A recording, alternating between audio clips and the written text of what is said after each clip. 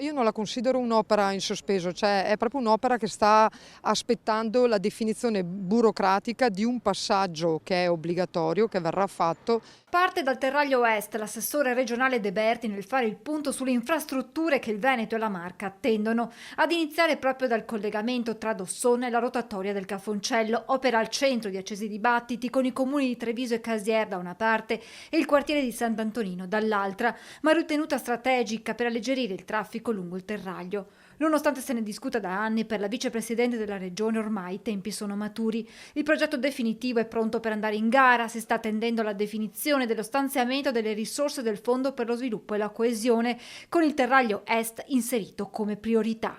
Ormai è questione sostanzialmente di poco tempo, appena verrà definito si partirà, insomma, e si potrà andare avanti. Altro fronte aperto, quello del quarto lotto della tangenziale. Qualche settimana fa è stato definito l'accordo con ANAS che dovrà stanziare le risorse della progettazione in carico a Veneto Strade.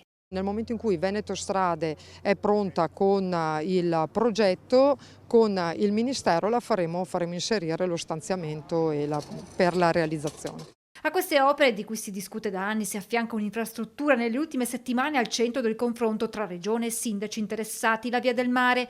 Dopo l'aggiudicazione definitiva, sul piede di guerra i primi cittadini che temono le ricadute che questa arteria potrà avere sui loro comuni. Siamo qui per aiutare i territori, non per passare sopra qualcuno, puntualizza De Berti, che spiega come il prossimo passo sia la firma della convenzione. Nel momento in cui ci sarà un interlocutore per la realizzazione, aggiunge ancora l'assessore, a quel punto ci sarà un preliminare, si andrà avanti con le ulteriori fasi di progettazione. Allora, in quel momento apriremo un tavolo con il territorio. La mia intenzione è di monitorare la viabilità interessata, anche quella circostante, per confrontare la situazione prima e dopo la realizzazione della Via del Mare. Per vedere se le preoccupazioni dei sindaci effettivamente danno esito confermato oppure alla fine sono preoccupazioni che potrebbero poi non rivelarsi effettive.